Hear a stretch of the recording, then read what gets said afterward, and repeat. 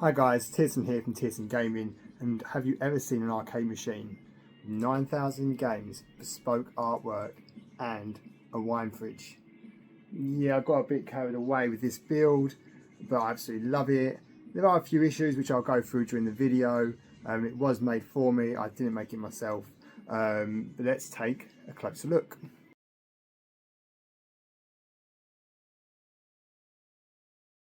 Okay, so this is the Borderlands arcade cabinet that I had custom made for me. It runs on emulation station via a Raspberry Pi 3B. It's meant to have a Pi 4, again I'll talk about that later as it is quite frustrating. It does run on emulation station, which is version 6.1 Dragon Blade. I don't know if you can see that on there. Let me show you why this is one of the coolest and most ridiculous parts of my entire gaming setup. You've probably always seen bits and pieces of my PC via streams and live gameplay, which I do mostly on a 49-inch G9 Odyssey OLED. Now, one of the main parts of this system that everyone seems to point out straight away is the fact I've got a TV in here and not a computer monitor. I am a monitor fanboy, however, due to the amount of ports that I needed on this thing and what I was going to cut it, what I've got above here, I'm just going to direct the camera upwards slightly. There we go. I've got an OG Xbox that's wired in by SCART. Obviously can't do that on a monitor without a bit of tweaking. A 360 up here, the Wii here, and I've also got a PS3 Slim that sits underneath. You can't see that. And what I will show you quickly is one of my favourite parts. Most people have a coin slot. I have Cabernet Sauvignon and lots of other things. It is half empty at the moment, mostly because we've been in and out, but I've got the main things, you know, Strongbow, Sparkling Mead, Asti, and red wines, as well as my other half Red Bulls. So there's a lot in there, and it is a wine fridge, not a beer cooler, so it does go right down to about 2 degrees. It is cold.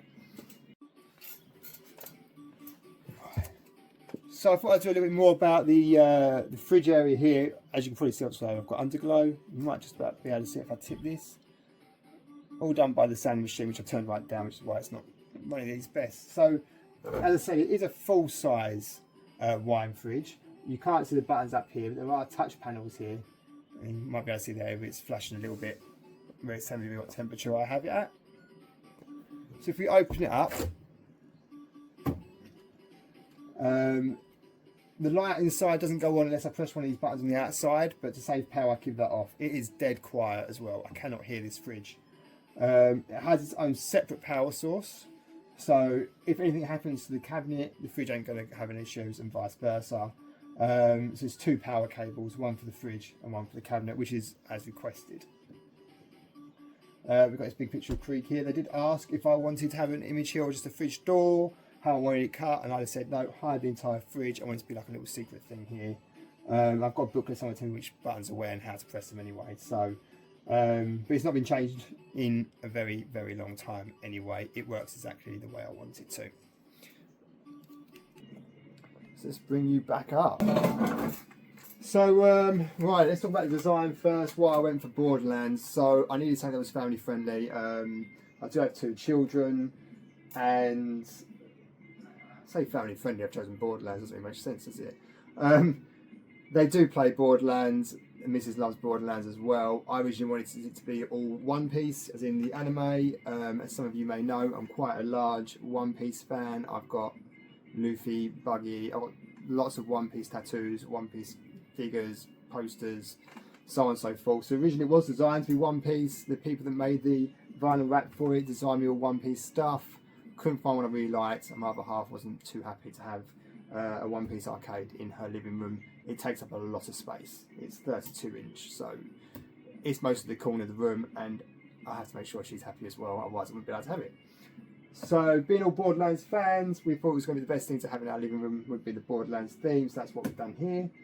I basically sent them all the artwork, and they sort of edited bits. So around the side here, which you can't see currently, I'll try and show it later in photos, we've got loads of the Bandit Psychos, Krieg at the bottom because he's my favourite character, and obviously the Borderlands brand down at the top.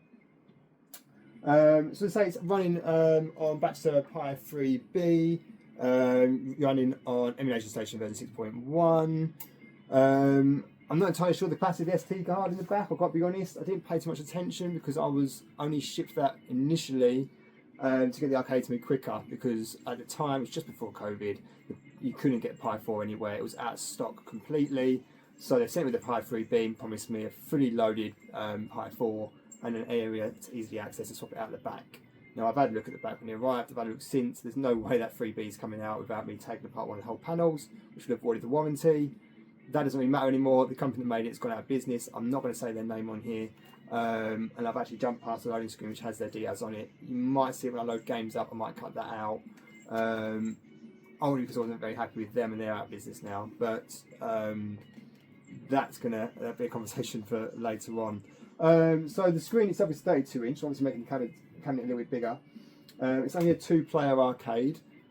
I could have gone for the 4-player if I went for a large machine, but there's just no space. This is tight up against the sofa and the wall, and that only just about fits. In terms of the stereo system that's in there, I did pay for subwoofers and things. There's speakers at the back, there's speakers underneath, there's a subwoofer right at the bottom. It can get quite loud. There's a control panel on the top. I'll just show you very quickly how loud it can get. So if I come down to here. Decent bit of sound going on. So back down, as you can hear me. It's very loud for a small living room. Sorry about all the hopping. I recently broke my ankle. I've had surgery only a couple of weeks ago. The wiring at the back is actually fairly easy. They've left a lot of it underneath the main console bit here. So that's the wiring for the controls, the plugs in there as well. So everything kind of runs in just this small area. Bit of a rat nest in there, but at least it makes the back a bit easier to get to plug in like the SCARTs, the HDMIs and so on for all the extra pieces. So what I thought I would do though quickly, I might have to cut out, say if the company name comes in, I'm just going to show you up the loading screen. So we're going to restart it now, and that will load up the loading screen. So it's a custom loading screen. Again, it wasn't what I asked for. I asked if they could have numerous different loading screens on a cycle. They said yeah, no problem at all, that's really simple to do. I don't know how to change emulation station on the Pi because I can't get to it if I didn't want to learn. But this is the load up sequence. I absolutely love it. Give it a second.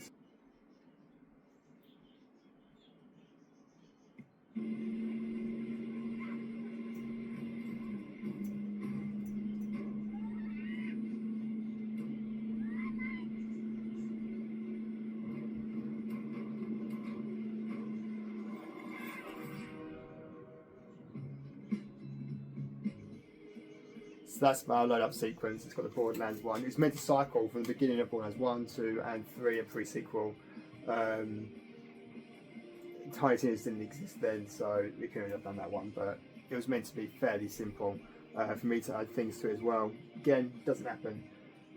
So one of the great things about Emulation Station, you put out the same you do have the same Batocera, because I've got a Batocera PC as well, is that you can change the layout and the themes and the pictures and everything else. That's quite easy to do. It's a lot easier on the Batocera PC that I have because that runs next to my main PC, and all I've got to do is download themes to the main PC and drag and drop in a folder to the other computer's folder that's on the network, and then just load it up. This isn't quite as simple, but there's so many themes on here, I'm not so fussed.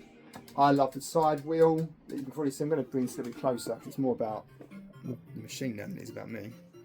Let's bring you a bit closer here. There we go. So we have all the systems on the side here. That tells us obviously what sort of system we're loading up, which is great. The artwork changes as you cycle through.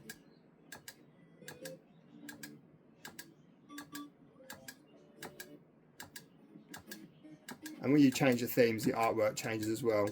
Some of the themes are very weird artwork that doesn't make sense. Like you'll bring on the Nintendo Entertainment System and Sonic will be there. But that only happens now and then. Most of them do work. In terms of my favourites though, I absolutely love playing the Game Boy Color on here. Game Boy Color was my childhood. Other than that, the Amiga, if it was here, I would have loved it. I actually paid extra for them to load it for the Amiga games. I said Amiga's quite difficult to do. I trusted them in that and paid the extra, and I think it's an Amiga on it. It has like one game. It's got the Commodore Amiga 600, and that's what there is. Which isn't what I asked for. I asked for the Amiga CD32. I keep noticing my beard is like taking over most of the screen. I asked for the Amiga CD32, and there aren't any at all. So that was really upsetting for me. So you've got the Game Boy Color. which I love playing. You've also got obviously all your main is just a staple. You want to play your Street Fighters and things. I've gone right down to the bottom, I don't know why. How do I change that quickly? I can't remember. There's just so many on here, so many things that I love. It says PlayStation again, there's not much on there. Most of the games are your PC engines, your Ataris and so on, there's loads. So moving on from that, however, one of the best things about having an arcade machine, rather than having to play the old games, is the fact you have save state. So when you're loading up certain games, you can just load straight onto where you left it off. So I'm going to try and give an example. Let's go into Minish Cap. So Legend of Zelda Minish Cap. This is when we have a little bit of trouble finding things. Is it going to be under the or Legend? Let's have a look. Oh, it's under Legend. Pretty fun that's under Zelda. Go down to T.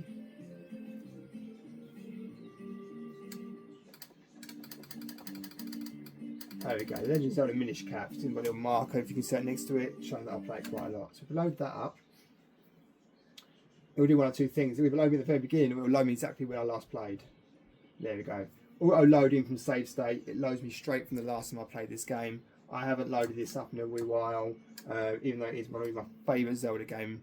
I just haven't had much time to use it recently.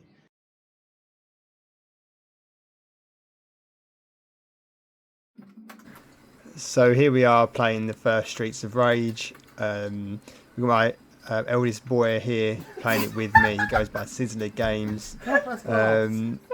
As you probably noticed, he has a hard time when you tend to try and stay quiet. He ended up cracking up in that first video. I had to include that. He probably won't be very happy about it. But watching this video here, you can see button responsiveness is pretty much dead on. We have no issues there once we remember what the controls were. We played this one quite a lot when we first got the machine because we didn't have access to the light guns, which I'll discuss later on in this video. But as massive Streets of Rage fans, we still play number 3 now on Xbox and PC. It was really great fun to be able to get back into this. There's numerous different copies on this machine of all the different Streets of Rage and Bare Knuckle from the overseas versions of Streets of Rage. I'm not going to talk the whole way through it. Have a little look. Let us know what you think in the comments down below.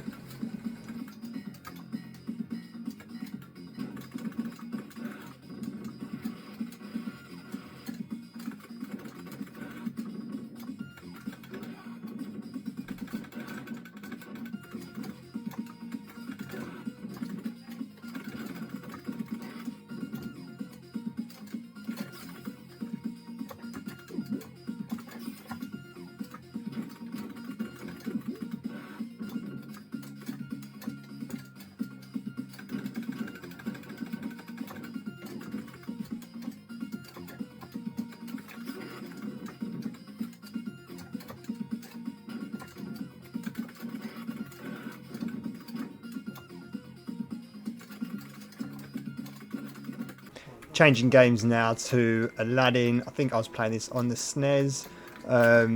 You can hear the really nice sounds that the joysticks and the controls make. I cannot remember for the life of me the name of the joystick and button creators. They are one of the best ones you can get. However, I have the light up versions here, and it's just so responsive. And that little clicky noise that you can hear is so satisfying when you're playing on the arcade. It sounds just like it would have done back in the day. Have a little look at this Aladdin gameplay. Again, let me know what you think.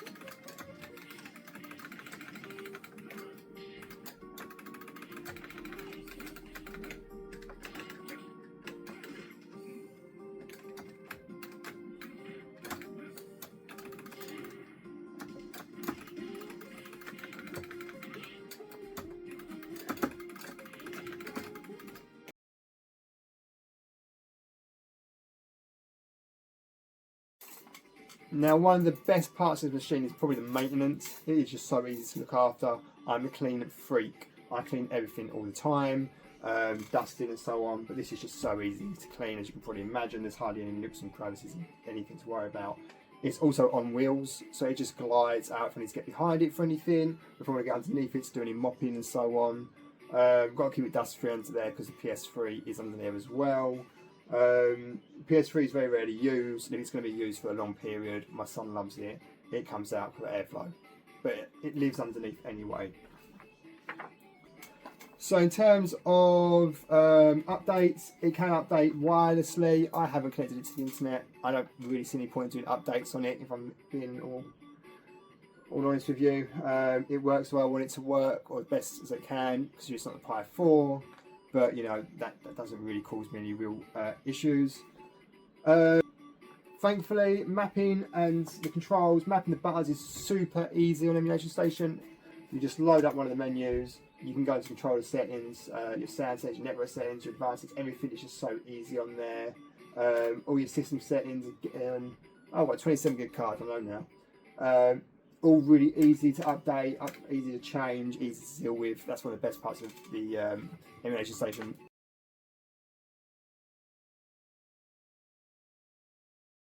Now, one of my most biggest disappointments, however, is around that Pi 4. I'm just going to turn this down a little bit.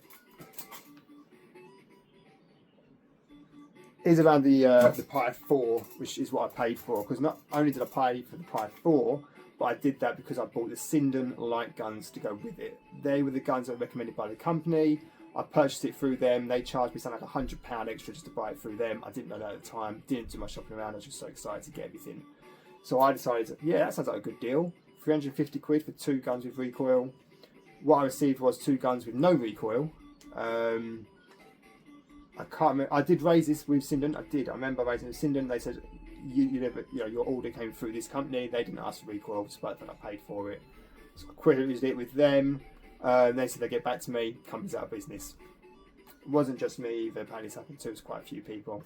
So I've got 2 Sinden guns without recoil. And at the time of this being produced, the 3B did not have Sinden Light Gun compatibility that I'm aware of. That's what I was told. This was 4 years. 2019 was COVID, so it's 6 or 7 years ago now that I was looking into getting it, and they told me the 3B just did not work with the light guns. So they sent it to me because they had a spare one, promised me the Pi 4, sent me the Sinden Light Guns, which I've got sitting somewhere else. They're plug and play for the Batocera, so I'm probably going to bring them here soon. They're in storage at the moment. But obviously with the kids, they were really excited to play the light gun games. I bought the holsters. I made sure there's enough space either side for the holsters to go. We could have got the guns out. I paid extra for USB ports for those guns to be added at the back. Extras for the fronts as well, in case I wanted to add a 3rd or 4th player using, Pandora box controls and so on, just wire them in.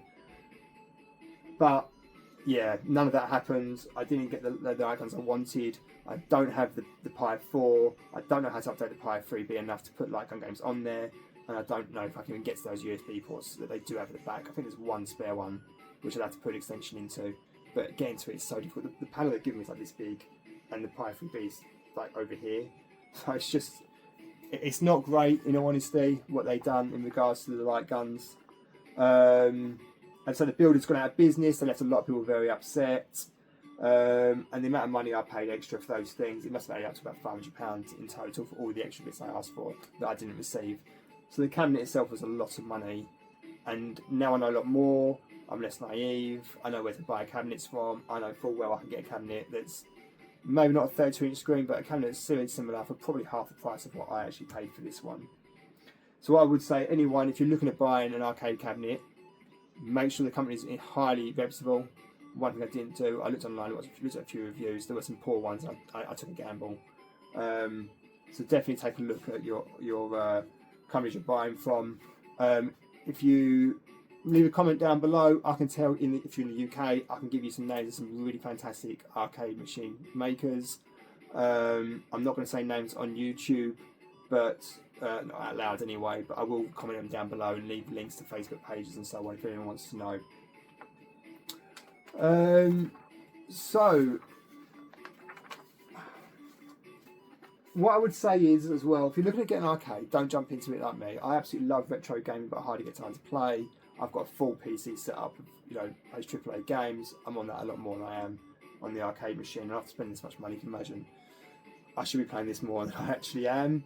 So what I would say is have a look what's out there first. Maybe get yourself a Pandora box, the plug and play arcade machines that come with a few hundred games or a couple of thousand games.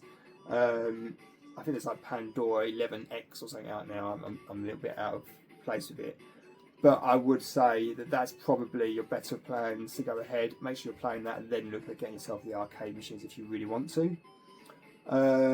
I love the Pi itself. I think the Pi machines are really good. The Pi 3B, the Pi 4s, obviously Windows and Linux and so on based computers can always run them. You just strip it back, put Batocera on there, and you're good to go. And you don't need to be a wiring expert. If you want to create something on your own, you can buy specs to build these things yourselves. And although the wiring underneath looks complicated, if you buy a wiring kit, they come with instructions, and a lot of those are just plug and play. One thing I'm really happy with is I did get the LED light buttons and joysticks with the bubbly looking joystick. That's probably my favourite part of the whole machine.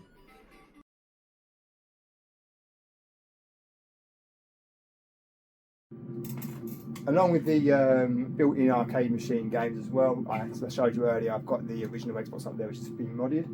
The 360 hasn't been, the Wii has, and it's got a hard drive above, which is why I've got the GameCube controllers up here. If you can see, I'm not sure if you can. 360 controller, the PS3 controller, the Wii controllers.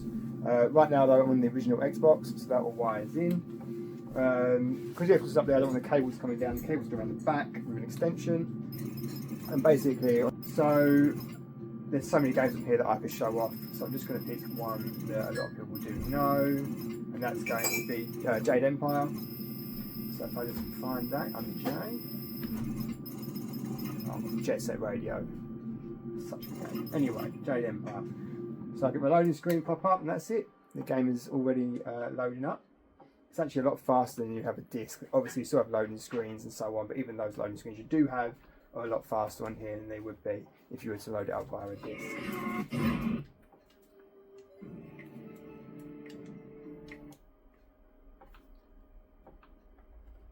Now, as I have Jade Empire on my PC anyway, this version doesn't get used as frequently.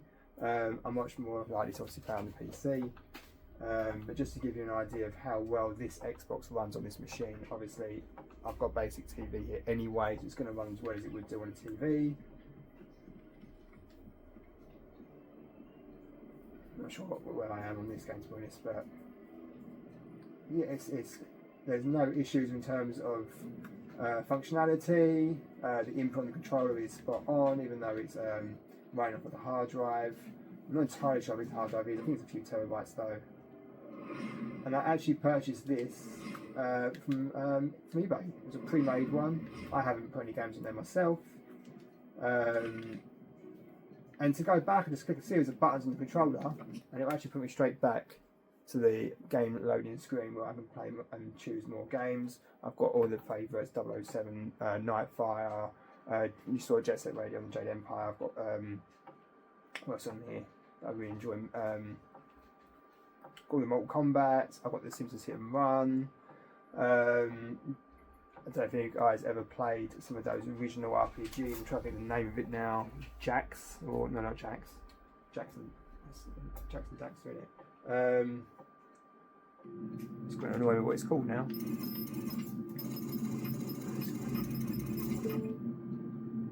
Is it a V or a Z? One minute, I'm going to find that. It's going to be right at the very bottom. Otherwise, it's going to really infuriate me. I can't remember what it's called. So scroll down to the bottom here. No, doesn't make sense on one word. Vex. I haven't got it up there, but yeah, there's so many games that are still going. I've got the Tony Hawk's games and so on. 13, the original, one of the best games ever created. I've got X-Men Legends, X-Men Legend 2.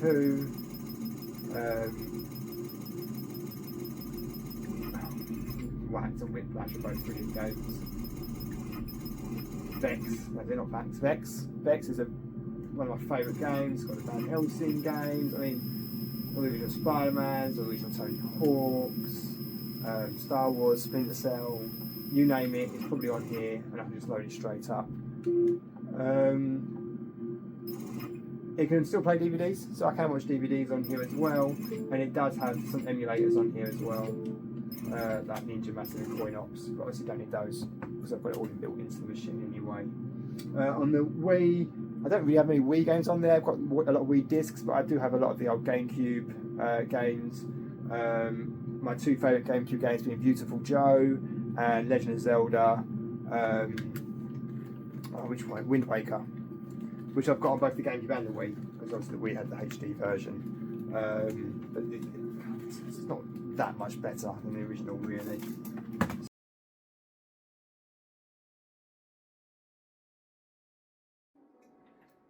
So that's the arcade machine. Thank you very much for watching. If you have any questions or queries, leave a comment below. If there's a certain game you'd like to see played on this machine, if I own it, I will load it up. I'll do a recording for you, and I'll get that onto YouTube as soon as possible.